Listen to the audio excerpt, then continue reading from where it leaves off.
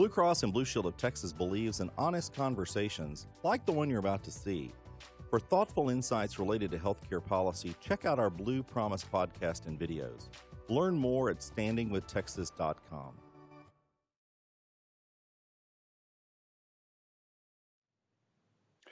Good morning, everyone. I'm Ross Ramsey. I want to thank you all for tuning in to today's virtual event from the Texas Tribune. I'm here today with Texas Comptroller Glenn Hegar. We'll be discussing his revised revenue estimate and the future of the state's economy amid the coronavirus pandemic.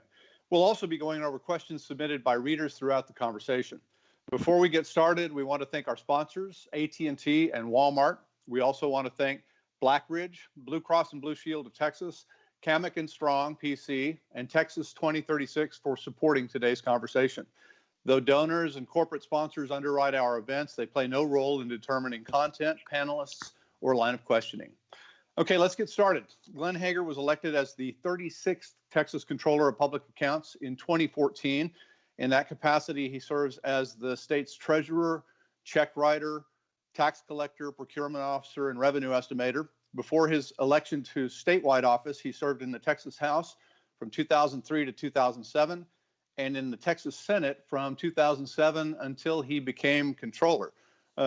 Comptroller Hegar, thanks for joining us today.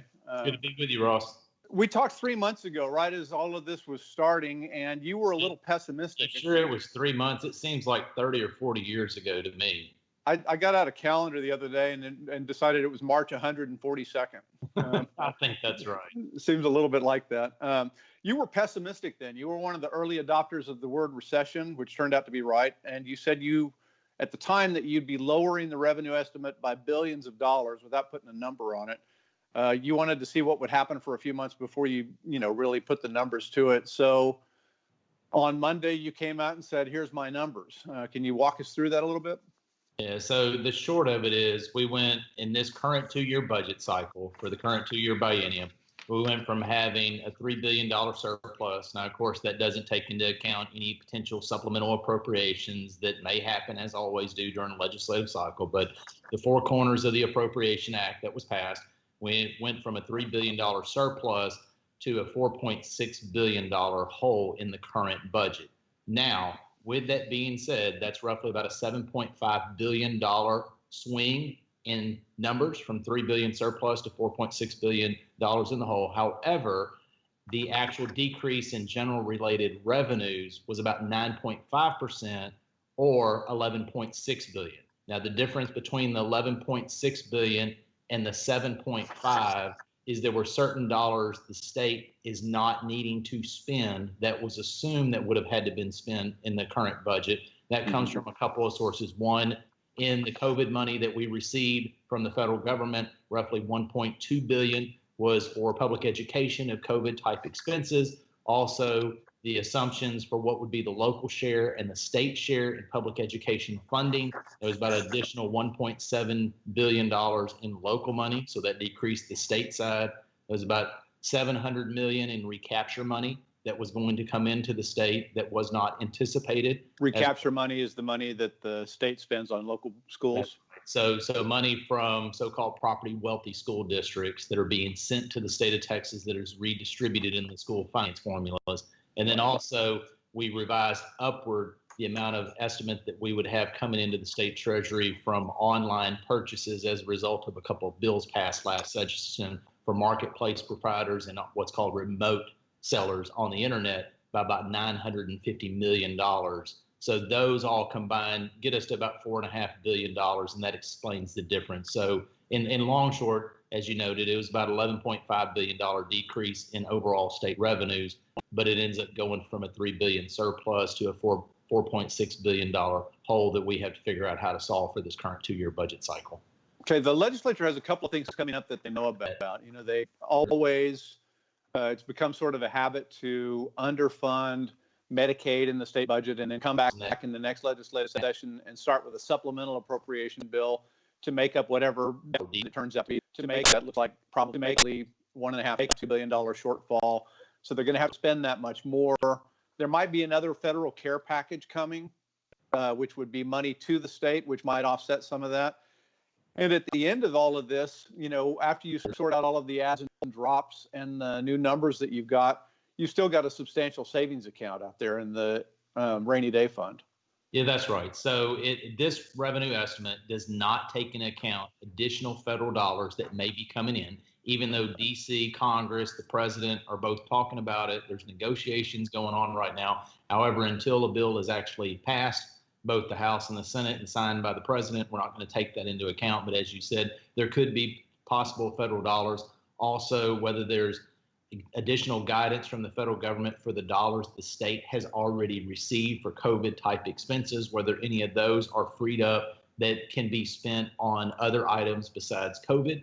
And then, as you mentioned, we have a large economic stabilization fund at the end of this current 2-year biennium, which obviously ends August of 2021. We estimate the economic stabilization fund will have roughly about $8.8 billion. And then also, we all know that leadership, the governor, lieutenant governor, speaker, legislative budget board on their side of it, and the governor instructed state agencies to reduce their expenditures by 5% for the entire 2-year budget biennium that we're in. Those cost savings will get recognized when we get into next session. So agencies have turned in their cost containment measures, their proposals to legislative leadership and the governor's office. They're working through those. Those savings will be retained in the Treasury, but they're not actually picked up on paper until next session when the legislature takes action. And that's probably going to be about $1 billion or a little bit more than that. So that helps save some of the dollars. So the point is I've tried to make is that this current budget cycle, there's plenty of tools in the toolbox to be able to deal with it as this current revenue estimate projects. But again, you know, and I think y'all have written, others have, the point that I've tried to make. Every revenue estimate has clouds of uncertainty, yet this one has greater clouds of uncertainty than ever before, just because so many unknowns with the pandemic and the double headwind here in Texas of lower oil prices, which also means lower production volume that we've seen at least in just the last few months. Yeah, would we be in a budget crunch of some kind, or even just a revised revenue estimate from you without a pandemic if we had just had the collapse in oil and gas prices? I think we would have had a slight revision downward. We would have had an impact to severance tax collections, which therefore would in turn, one, impact the economic stabilization fund or rainy day fund balance. Also would have impacted transportation funding, since we send an equal amount typically to public transportation, as well as the economic stabilization fund or rainy day fund balance. So we would have seen some impact there. And possibly, depending on how the ripple effects would have occurred, like say, for example, in 2015 and 16, most of the downturn then was isolated in the mining industry, oil and gas, as well as manufacturing. It didn't have a huge ripple effect into other parts of the state economy. So I think we would have had some downward revision, but I don't think we would have had anything of this magnitude at all, because the pandemic is really the one that unfortunately is driving the economic contraction, not just in Texas, again, not just in the United States, but literally so many countries around the world. Okay. Some of what you're doing here, is really sophisticated palm reading. You're making some assumptions about what the future is going to be, how the pandemic's going to go, how people are going to act. Can you talk about some of the, assumptions that underlie the numbers? When do you expect the state to be back to sort of normal business activity, things like that? So one of the baseline assumptions, and this is one of the significant pieces of this revenue estimate, as you go back in the very beginning, economists started talking about whether this is going to be a V-shaped recovery, a U-shaped recovery, a swoosh, which means it's a very long, tapered out. U is there's a bottom, is the bottom, long U, short U before it starts coming back up, or even is this a W-type recovery? So in other words, we have a downturn, and then if there's something significantly that impacts the global economy, as in another wave in the U.S., another country, do we have a downturn again? And so our baseline assumption here is that this is not a quick recovery. We're not having a W-shaped type recovery. There's no second wave in the fall. That, in other words, there's no more government mandated shutdowns. The economy is slowly opening up. The economy is slowly starting to recover. But one of the points that we make, that because this contraction was so fast and so steep, that it's going to take until really the end of 2021 to reach pre-pandemic levels on GDP output. And so our assumption again is that the recovery has started. It's going to continue through the fall. There's not going to be another wave. There's not going to be essentially government mandated shutdowns. But in this, we do have that overall individual and business, essentially their psyche is suppressed. In other words, their economic activity is going to be suppressed because a lot of the data that we've seen is that individual behavior and business behavior during this contraction is as much to do out of concern and or fear than it is to do with government shutdown. And so that's one reason that I keep talking about. I think it is so critical that we all recognize that, unfortunately, one of the lessons I think we've all learned from the very beginning to now is that COVID is not disappearing. It's not going away during the summertime. It's here to stay, and we're going to have to learn how to have a balance between, our daily lives, trying to keep people safe, but also making sure that we keep the economy slowly open up. And that's going to make us do things that, we're normally not used to, whether it's face mask or others. We have a new norm. And I think we're going to have to, learn to recognize that new norm is my point. Do you think, the situation stabilized in the sense that, that we kind of have that balance in mind, or do you think we're still trying to find it? I think we're still trying to find it. I think a lot of people are still trying to find that. And that's one reason that, I made the point when I gave the presentation to LBB and I talked to several other media outlets on Monday and Tuesday, is that at least here in the Hegar household, I don't know about you, but I really don't like wearing a mask. It's not something I look forward to. I never envisioned in my life that I would ever have to do that. I thought that was somewhere else, and I don't know why they did it, but that was their choice. But the fact is as I told my 15, 12, and 12-year-old, we do this more out of the health and safety for other people as we do it for ourselves. Now, obviously, it's for ourselves, but my point being is, I think we're all going to have to, walk through the shoes of others and look through the eyes of others and recognize that fact. So I think we're still coming to those terms, and that adjustment is my point. Do you make any assumptions here, and does it affect the numbers that whether we go back to school or not? And one of the things about public schools in Texas is that A, you're getting your kids educated. B, it serves as care for your kids while you're off at work, and there are a lot of people who can go back to work only if their kids are taken care of in some way or another. Public schools has been a way to do that. Do you make an assumption in here about that? No, we really don't. In part, that's too hard to pull out as a data point, as in whether schools are open or closed and how that has an impact to the overall state economy.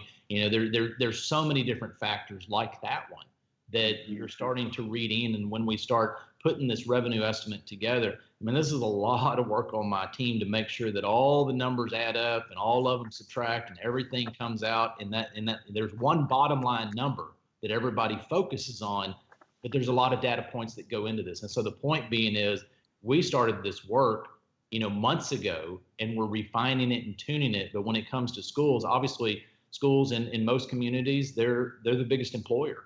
So obviously for that local community, that's a big impact. As you mentioned, for individuals, how they go about their daily work life is very significant, but it is one of many factors. But we didn't make a judgment call one way or another, which is one reason that I keep highlighting the uncertainty, and that as we continue to get more data, then whether we need to make a revision upward or downward, we're going to make that revision. Well, that kind of takes me to my next question. With all of those things swirling around, how confident are you that these numbers are going to hold? I think as we stand today, I'm as confident in this as another scenario, but I want to make the point, am I 100% confident or 0% confident? No, it's not either one of those. It's much more to the confidence level than less. But again, with any revenue forecast, there's not going to be 100% confidence rate because there's so many factors. And again, I keep making the point, Texas is 19% of the global, or Texas is 19% of the exports out of the United States. So we're tied to the international economy. So what happens in other countries is going to impact here. Right. So when you came into the legislature, you came in right on the, if I'm remembering correctly, right on the .com bust. That rippled through the state economy, rippled through the national economy, rippled into state government, and made for a very tough budget session. And then in 2008, the global financial crisis did the same thing. We had the advantage of a bunch of federal stimulus money in 2009. Right. And then in 2011, we still had the residuals from the crisis and no more stimulus money. They came in with a $27 billion projected shortfall. I know you're not in the legislature now, you're not in the spending side of this equation now, but if you were sitting in the pink building still, what does this look like when a controller comes in and says, not only do you not have the money I said you had, you've got a bunch less money? Well, I think number one, that's one reason, being a former member and going through the 03 session as a freshman in the House or the 11 session as a member of the Senate, I've been here, done this twice. And, Right. the 11 session was not fun. It was more miserable than anything with such a drastic downturn in numbers.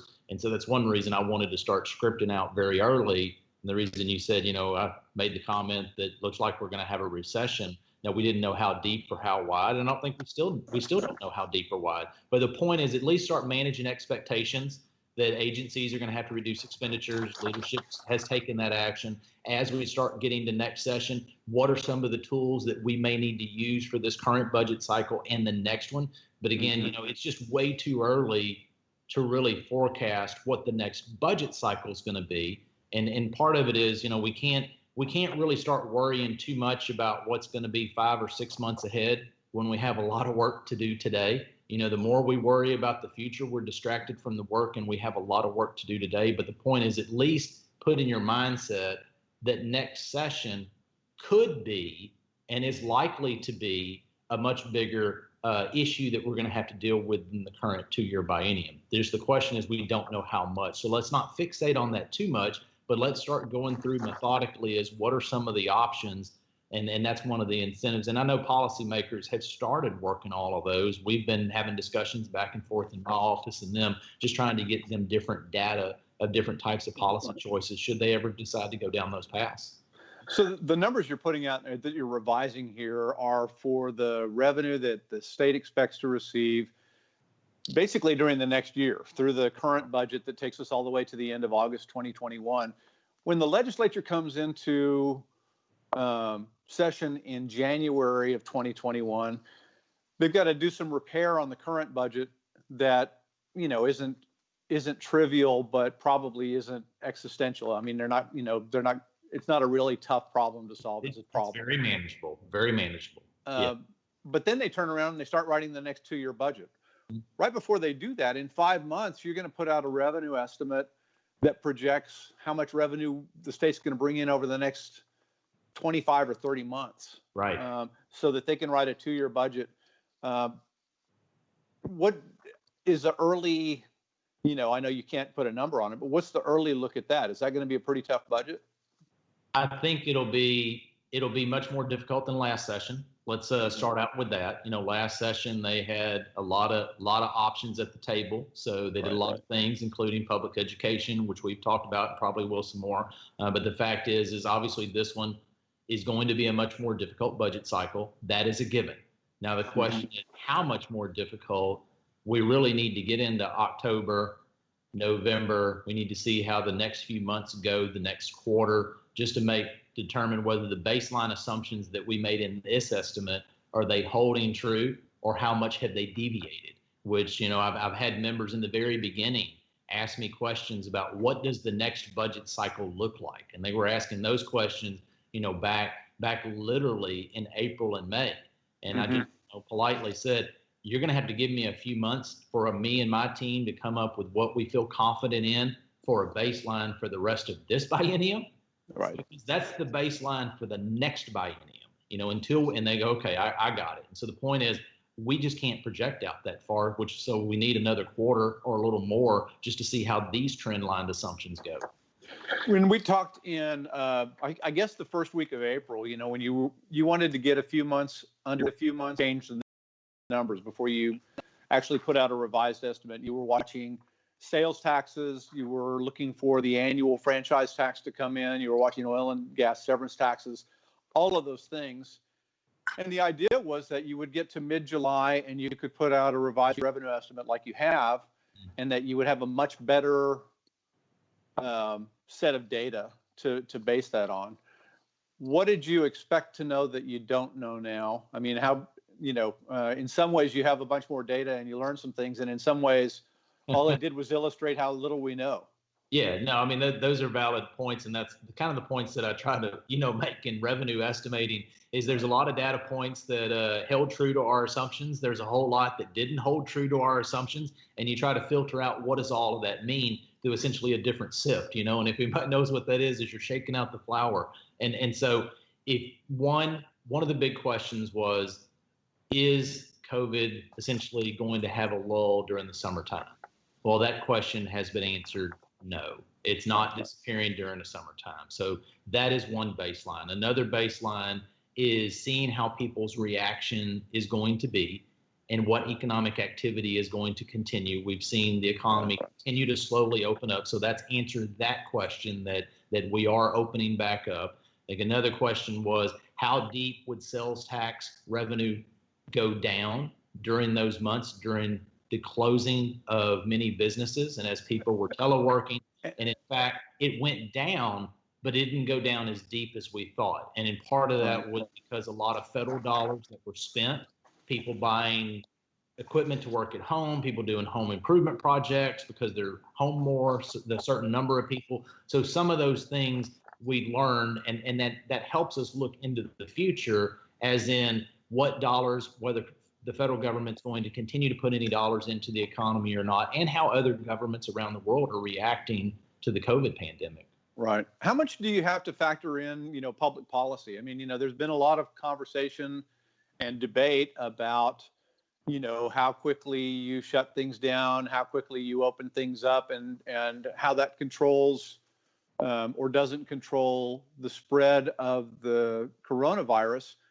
But it also ripples into the economy. And I'm curious how much of the public policy debate you have to translate into numbers when you're trying to figure out how much the state's going to bring in. One of the greatest concerns that I have is governments want to completely lock down, and there's a variation of taking what would be deemed by some, argued by others, obviously reasonable people can disagree, as what are prudent and reasonable measures that need to be taken to keep the health side of it down.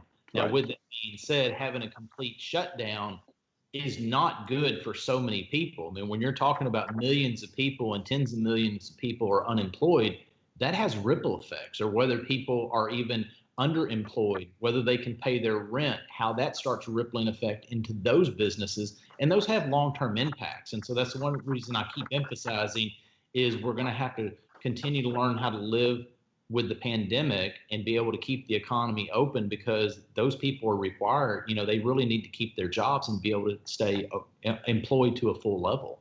Right.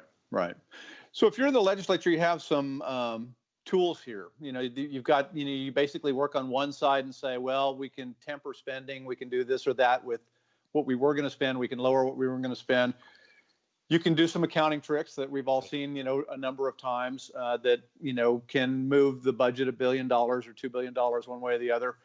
And you can consider new sources of income. Could you kind of go through that toolkit a little bit? If you're trying to cut spending at the level that would fill the sorts of holes that you're talking about, you really have to get into the meat of the budget. You have to get into the public education, health and human services section of the budget. And that's politically hard, right? Oh, very hard, because both of those are roughly about 2/3 of the state budget. And so, that's one is a constitutional guarantee. And when public education funding, essentially growth, was not funded in the 2011 session, I mean, that was very significant. And people saw it as they went home, where the school districts were not hiring, teachers, which not only has an impact for that school year, but it has an impact in future school years, because obviously a first-year teacher does a great job, but when he or she gets to year 3 and 4 or 5, they're really hitting their stride as a teacher. So, no different than a business. When you don't hire employees, if you don't have good reporters, your first-year reporters are great, but in a few years, they've learned the ropes a lot better and understand what they're doing. I mean, that's just human nature. And so, it has longer-term ripple effects. But as you mentioned, those are 2/3 of the budget. You can essentially, obviously, we have an economic stabilization fund balance that helps without a doubt, and it was designed for these times. Number 2, Obviously, the big question is other federal dollars that may come to the states. We don't know. That's why we're not assuming right now, but we'll have better information for when we provide the next revenue estimate. Is it more useful to the legislature if the federal government sends COVID money that's for this purpose or this purpose or this purpose, or if they just send the money and say, you guys use this as you see fit? Normally, I think that having a little bit more guidance is really important. But in a situation like this, when we're dealing with literally a global pandemic, I think the more flexibility that we have is extremely critical, because having roughly $15 billion that have been sent to the state of Texas for some type of COVID expense, whether that's public education, the governor's response fund, health and human services, but even the $6 billion out of that 15 that we got that was for COVID type expenses, the U.S. Treasury gave us guidance, but still that is for COVID type expenses, and you need to document it. Right. You have to make sure it's well documented for when the federal inspectors come back. And so that takes a lot of time, and it takes time and delay that the money is essentially spent. So having less strings is really critical to be able to get the money out the door. Mm-hmm. Mm-hmm. We had a question about some of the things that are available. We had a couple of questions here. One of them comes up, well, two of them actually did come up in 2003 and 2011. One of them came up in 2011. Is the state going to look into a money pit and say, you know, it's time for a state income tax? I don't see that ever happening. I mean, that's going to have to be 2/3 of the Texas House, 2/3 of the state Senate, and then you and I and the voters are going to have to prove it. And to tell you how much that's not going to happen, we had one constitutional ban in the Constitution, and that wasn't enough. So we have a second constitutional ban that people just voted on. So that's not going to happen. And two, if you really look at other states, you know, I've had people ask quite a few questions. Well, if we had an income tax in Texas, would that mean revenues are more stable? And the answer is really no. Because if you go to other states like California, New Jersey, just to make a point to the two ends of the East and the West here in the United States, is that so much of that is more focused on higher income people, and also more focused on what? Capital gains. And when you have a downturn in the economy, what happens? You don't have as much capital gains. And so an income tax actually can be extremely volatile as well, and it doesn't help equal out that volatility. Okay. The other one that comes up and has come up in the questions people sent in is legalizing marijuana and taxing that. And a lot of states have done this. You know, it's sort of there's some cultural politics here too, but there's also some budget politics. Which was making me wonder earlier before we started this, I was wondering what kind of plants there were behind you, but now that you ask about legalizing marijuana, that's an orchid. Yeah, that's okay. Those are okay. I don't know my plants that well, so I don't see that happening here in Texas. I mean, I just don't think, and you know, obviously I'm not the policymaker anymore, but I do have serious questions about some of the policies that have been made in other states down that path and some of the unintended consequences that have occurred. But again, I'm not the policymaker. That's up to members, but reading the tea leaves or the marijuana leaves, I just don't think that's going to happen. You know, one of the things that you and previous controllers have done is give the legislature a list of things they could do to raise revenue. Some of them are, this ranges from tax increases to new taxes to more prosaic things like, you put out a catalog, as previous controllers have also done, of exemptions and exclusions from current taxes. And it's actually a pretty big number. If you took all the taxes that we have now and just got rid of the exemptions and exclusions, I think your number was around $60 billion a year. Yes. But these are things that some of these are dear, like, do people want to pay sales taxes on groceries and things like that? That's right. Have you started to prepare for this next legislature a list of things they could do if they wanted to do them, just so they can kind of look in the box and get scared? Yeah. I mean, obviously, one of the things that we did a few months ago is we published one of our fiscal note articles, and it essentially went through what did we do in the 11th session to cover that 27 billion hole. Some of the things that you mentioned earlier, whether they were revenue speed ups, whether that was an adjustment from education instead of a 24-month, which pushes 1 month's payment to the next month.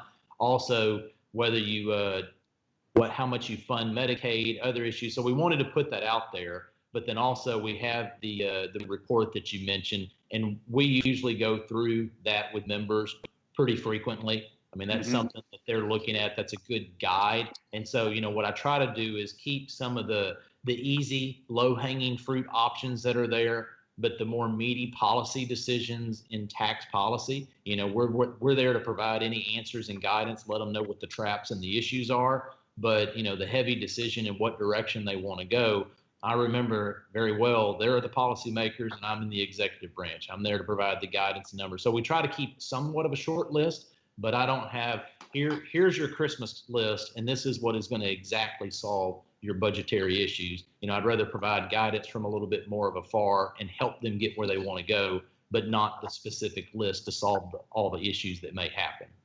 Are these the kinds of decisions that can get people, basically unelected? I mean, it looks like when you go into a session like this, if you're a senator or a representative, in some ways, if the numbers are big enough, you're either looking at cutting programs that people really want, that are dear to them, public education or something like that, or on the other hand, raising a tax or creating a tax that they don't want. The big booger bear there is, of course, the personal income tax. Are the politics of this treacherous, or is it just the kind of thing that makes people nervous and they don't really need to worry about the politics? I mean, I think it more makes people concerned than anything else. Does any decision you make have some uncertainty? Absolutely. Can it make someone mad? Yes. But I mean, you asked for this job, so go make the tough decisions. But with that being said, what I've learned through the years that I've been around is typically it's the little things that you vote on or don't vote on, yes or no, that you never thought was going to come back to haunt you. It was the things you just didn't pay much attention to. Those are really the tripwires. It's not the big things. And what I learned is after 03 session, we cut a lot, but there were certain delays like the school payment. And I just went home and told people, this is what we did. And here's why we did it. And, the fact is in our business or in our household, if there's times that you speed up some of the payments to help you in the future as a cushion, or you delay payments, as long as you're honest with people on why and this is the choices we had. I remember during School of Finance, I had one of my superintendents when I was a member of the House, and he was out the door, and I went out to talk to him, and he gave me just a tongue lashing.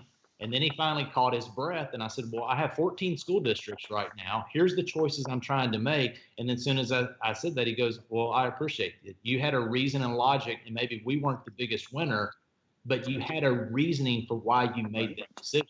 And I think as long as members go back with that and are educated, then that's what they were hired to do. Let's go back into some of the numbers for just a second. You mentioned a minute ago that you get this bottom line number, but there are a lot of things inside the numbers that you're watching very carefully. One of the really prominent ones is, what do you think is going to happen? Based in your estimate, what are you guessing or forecasting is going to happen with oil and gas? Is that going to come back pretty quickly? Is it going to come back slowly? Yeah, it's going to take a while. So essentially, we have oil prices roughly about where they're at today at roughly low 40s. We think it's going to take quite some time. When the infographic that we put out, we didn't just put the information far as what is the price of oil, which most people really focus on price, but an equally important component is what is production volume. And so Texas has lost a large number of rigs. We were roughly 50% of all of the rigs operating in all of North America for month after month, week after week. Yet now we're roughly down to about 40%.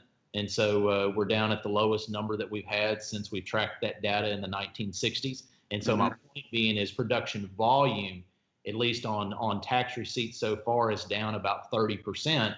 So that's going to impact equally how much money comes in from severance taxes, and one of the things during prior months when you had downturns is production volume continued to be at a high level and increase. But unfortunately, with this being a global pandemic, therefore, we think that number is going to continue to be down for a while, unfortunately, and price will be suppressed through most of next year. Right. A lot of really smart people in the economic field, former revenue estimators, people out in the world who really know this stuff, expected double-digit drops in sales taxes. Check me on this, but I think the first month drop was a double-digit drop. But it pretty quickly came back to, there were drops in sales taxes. There were places where they didn't increase like they were expected to, but it really wasn't that bad. Yeah, that's right. If you look at the first month when we released our numbers in April, which actually was collections that businesses made from you and I, the taxpayers, in the month of March, which was only part shut down, that number was about 9.3% less than April of 2019. And I was cautioning that the next month would probably see double-digit numbers. It was down about 13%. So in other words, economic activity in April that's remitted to us in the month of May. So May was down 13.3%. Compared to May of 2019. Now, in fact, I thought that number would have been bigger.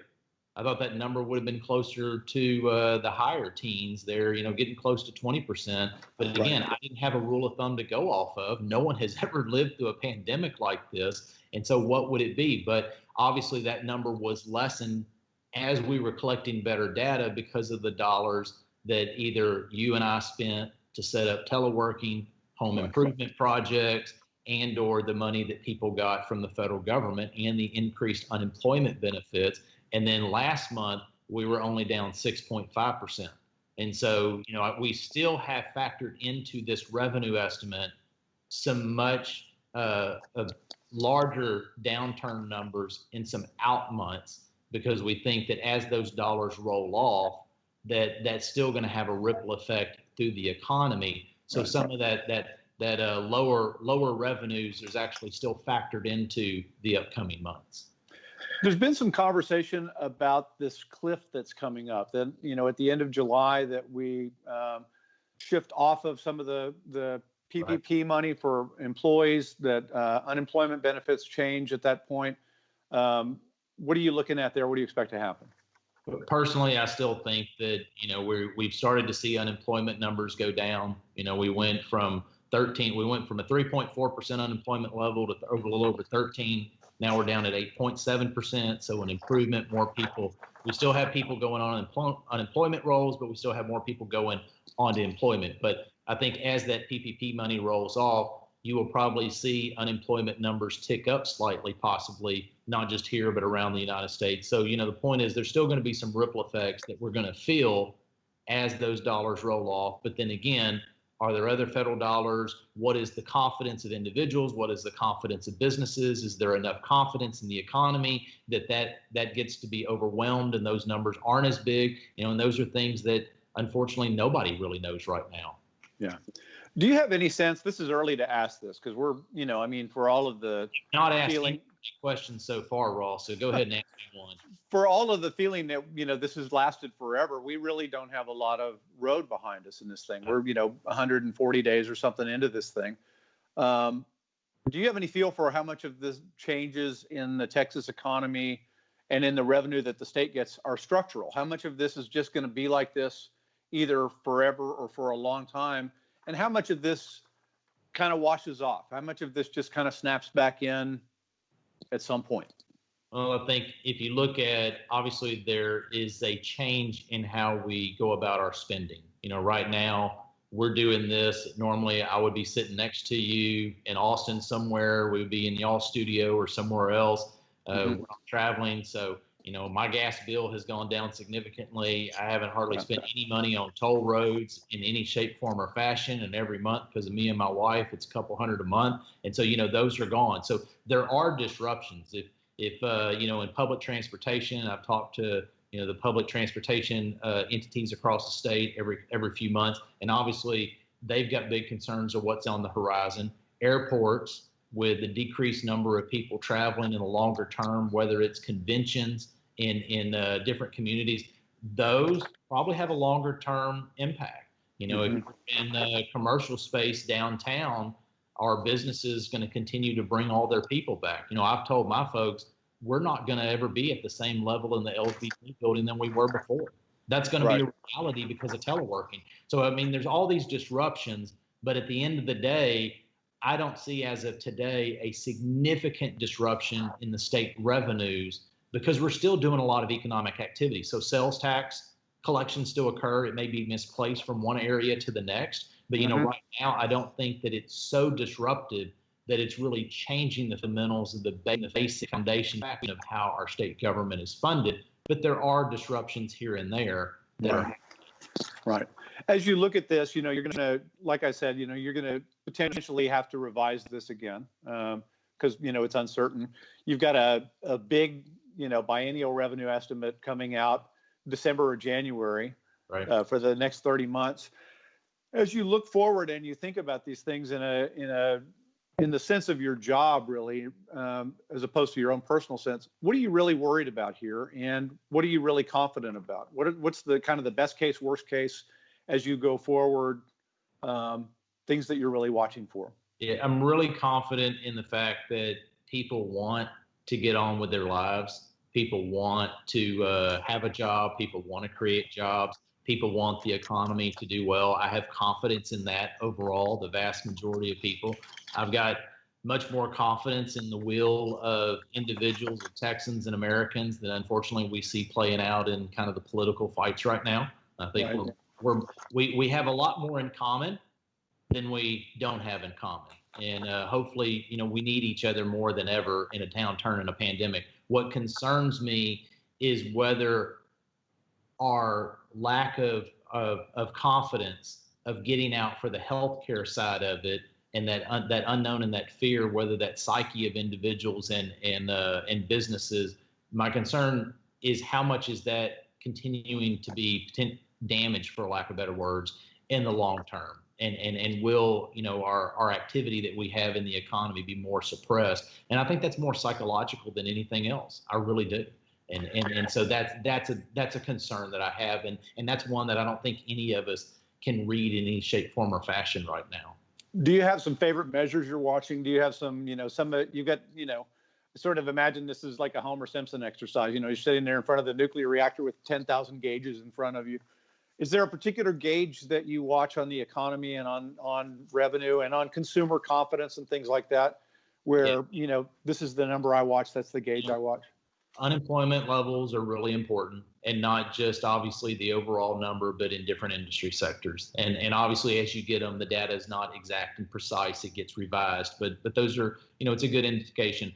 Right now, I enjoy talking to individual business owners and people more than any time else, because at least it's giving you a look into their mindset and what they think is going to happen. And I think that's more critical now than ever before.